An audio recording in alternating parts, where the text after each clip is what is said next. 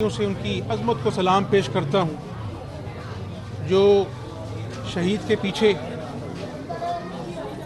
अपने बच्चों को याद करते। ये मुल्क शहदा की कुर्बानियों के नतीजे में बना था और आज मैं ये समझता हूँ एक सियासी वर्कर के नाते कि हमारा मुल्क बहुत नाजुक तरीन मराहिल से गुज़र रहा है, जहाँ पर महंगाई, होशरबा महंगाई, बिजली के बिल, गैस के बिल, अशियाए खुर्दोनोश की चीज़ें आसमान से बातें कर रही हैं। मईशत ज़बू हाली का शिकार है और उस पर ये दहशतगर्दी जो है ये इंतहाई तशवीशनाक मरहला है पाकिस्तान के लिए। लेकिन पाकिस्तानी कौम ने हमेशा, चाहे वो सैलाब हो, चाहे वो दहशतगर्दी हो, हमने मुकाबला किया है हालात का। जिस तरह ज़रबुल अज़म और रद्दुल फसाद में हमारी अफवाज पाकिस्तान ने इस मुल्क को अमन का गहवारा बनाया, और मुझे अब भी यकीन कामिल है, अल्लाह ताला पर भरोसा है कि इंशाअल्लाह पाकिस्तान अमन का गहवारा बनेगा और इंशाअल्लाह मोहम्मद नवाज शरीफ की क़यादत में दोबारा से मईशत को ठीक करेंगे, मुल्क के हालात को ठीक करेंगे, दिन रात मेहनत करेंगे। और आज जो गरीबों का जो मसला है, महंगाई और बेरोज़गारी, उसको अवलीन तरजीह देंगे इंशाअल्लाह। ये सब ये बताइएगा कि आपने अपने पूरे हुकूमत में जो गरीबों के लिए पैकेजेस मुतारफ करवाए थे, क्या आइंदा भी अगर आपकी हुकूमत आती है तो उस हवाले से आपकी क्या तैयारी होगी? रिलीफ के हवाले से क्या कहेंगे आप? मेरा ख्याल है कि हमने 200 अरब की आटे पे सब्सिडी दी थी और पूरे पंजाब की 12 करोड़ आवाम को जो है वो आटा सस्ते दामों दिया था। अल्लाह ने हमारी मदद की और आज मैं फिर दोहरा देता हूँ कि 100 यूनिट तक मुफ्त बिजली का पूरा होमवर्क हो गया था। मैंने प्रेस कॉन्फ्रेंस की थी और चंद दिनों में लोगों को हम वो रिलीफ देने जा रहे थे, लेकिन वो पसंद नापसंद की नज़र हो गया, उसको रोक दिया गया। आज इस दौर में अगर 100 यूनिट आम आदमी को पूरे पंजाब में मुफ्त मिल रहा होता तो आप महसूस कर सकते हैं कि कितना बड़ा उसके लिए रिलीफ होता। इन्होंने कैंसर की दवाइयाँ लोगों पर बंद कर दी मुफ्त। हमने अल्लाह के फजल से आकर कैंसर की और आम दवाइयाँ पूरे पंजाब के अजला में मुफ्त की। तो ये सियासत जो है ये तो होती रहती है, लेकिन अगर मखलूक खुदा की खिदमत जो है वो नियत हो सियासत के पीछे, तो ये सियासत इबादत से कम नहीं है।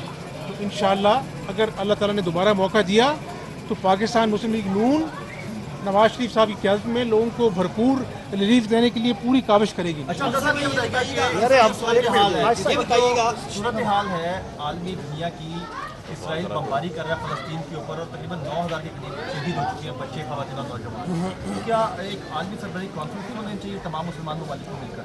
मेरा ख्याल है कि यहाँ पर खड़ा हुआ हर इंसान जो है वो फ़लस्तीन के वाक़यात को देखकर उसका दिल दुखता है और बड़े दिल खराश वाक़यात हैं जब छोटे छोटे बच्चों को, खून आलूदा बच्चों को, ज़ख्मी बच्चों को ले जाया जाता है। उनके पास तो बेहोश करने की दवाई नहीं, वहाँ पर जो सर्जरीज हो रही हैं बग़ैर एनेस्थीसिया की हो रही, ना पानी है पीने को, ना खाने के लिए कुछ है, और हज़ारों लोग जो हैं वो अल्लाह ताला को प्यारे हो गए हैं। हर मुसलमान का फ़र्ज़ है, आप ममालिक की बात करते हैं, हर मुसलमान का फ़र्ज़ है कि ना सिर्फ इनकी मज़म्मत करें बल्कि हमारी अखलाकी और अपना जो ज़िम्मेदारी है एक बतौर मुसलमान, वो हम उनके साथ हैं। हमारे दिल फ़लस्तीनियों के साथ धड़कते हैं और पाकिस्तान ने पैगाम दिया है कि हम फ़लस्तीनियों के गम में उनके बराबर के शरीक हैं और ये जुल्म व बर्बरियत की जो दास्तान रकम की जा रही है इसको फिलफौर ख़त्म होना चाहिए, जंग बंदी का ऐलान होना चाहिए और तमाम ममालिक को जो इंसानियत का दर्द रखते हैं इसमें अपना फ़ाल किरदार अदा करना चाहिए।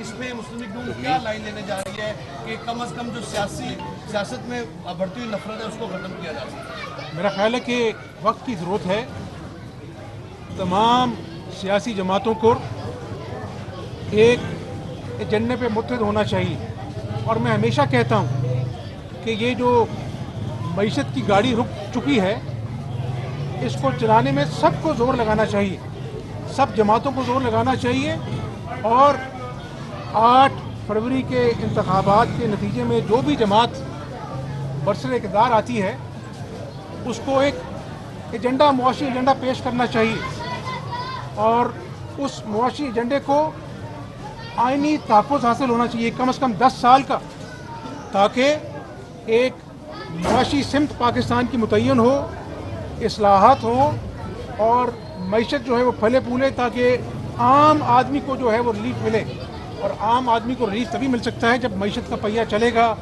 صنعتوں کی چمنیاں جو ہیں وہ دھواں اگلیں گی اور نوجوانوں کو روزگار ملے گا۔ مسلم لیگ دور میں ریکارڈ کام ہوئے تھے پچھلے ادوار میں، کیا آئندہ بھی اگر آپ کو موقع ملتا ہے تو ویسے ہی ترقیاتی کام جاری رہیں گے؟ میرا خیال ہے کہ آپ یہ دیکھیں، ملتان سے لاہور موٹر وے، اسلام آباد سے لاہور موٹر وے، کراچی سکر موٹر وے، حویلیاں موٹر وے، یہ سب منہ بولتا ثبوت ہیں کہ جب بھی مشکل ترین معیشت کے حالات ہوئے ہیں، مسلم لیگ نون نے کاوش کر محنت کی اور ملک کو دوبارہ، معیشت کو دوبارہ کھڑا کیا۔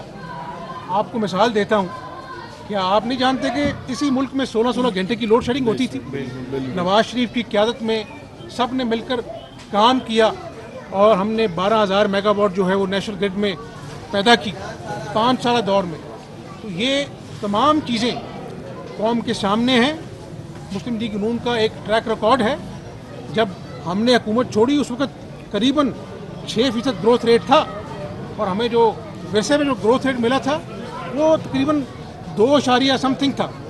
تو میں سمجھتا ہوں کہ اللہ کے فضل و کرم سے مسلم لیگ نون کا تجربہ ہے، ایک ٹریک ریکارڈ ہے، اللہ نے موقع دیا تو دوبارہ اس ملک کو قائد اعظم کا خوشحال پاکستان بنانے کے لیے پوری کاوش کریں گے۔ اچھا عمدہ صاحب یہ بتائیے گا لیول پلینگ فیلڈ کی بات ہوتی ہے، آپ سمجھتے ہیں کہ پاکستان تحریک انصاف کو بھی سیاسی میدان میں اترنا کی اجازت ہونی چاہیے؟ اور دوسرا یہ کہ آپ وفاق کے لیے الیکشن لڑیں گے یا صوبے کے لیے لڑیں گے؟ اور دیکھیں، لیول پلینگ فیلڈ کے تقاضے کچھ اور ہیں۔